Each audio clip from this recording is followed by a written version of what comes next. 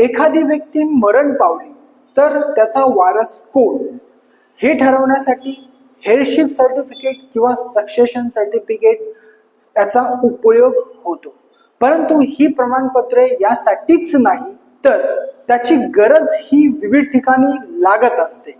जसे की बँक असेल, त्यातील ठेवी असतील, तसेच काही शेअर्स असतील, तसेच जंगम किंवा स्थावर मालमत्ता असेल, यासाठी देखील याचा उपयोग होतो. आणि म्हणूनच या सर्टिफिकेटची आवश्यकता जो व्यक्ती मयत झाला त्याच्या वारसांना असते. त्याचप्रमाणे जर समजा एखादी व्यक्ती मयत झाली आणि त्या व्यक्तीने जर मृत्यू प्रमाणपत्र, त्यालाच आपण इच्छापत्र म्हणतो, ते जर करून ठेवलेले असेल तर त्याच्या प्रॉपर्टीचे वाटप त्या इच्छापत्राप्रमाणे होत असते.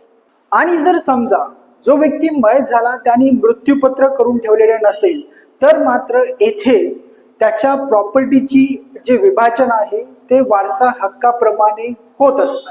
म्हणूनच जर समजा त्या व्यक्तीने इच्छापत्र करून ठेवलेले असेल तर येथे आपोआपच वारसा हक्क लागू होत नाही. परंतु इच्छापत्र त्या व्यक्तीने करून ठेवलेले नसेल किंवा इच्छापत्र केलेलं असेल पण त्याच्यामध्ये एखादी मालमत्ता वर्णन करणं राहून गेलेले असेल तर अशा वेळी मात्र वारसा हक्क त्या प्रॉपर्टीवर लागत असतो. आणि म्हणूनच अशा परिस्थितीमध्ये जो व्यक्ती मयत झालेला आहे त्याचे वारस कोण असा प्रश्न हा बँकेतील कर्मचारी किंवा पोस्ट ऑफिसचे कर्मचारी किंवा स्थावर मालमत्तेवरील जे काही नाव लावायचे असेल त्या अधिकाऱ्यांना पडतो. आणि अशा ठिकाणी केवळ नॉमिनी व्यक्ती आहे म्हणून चालत नाही.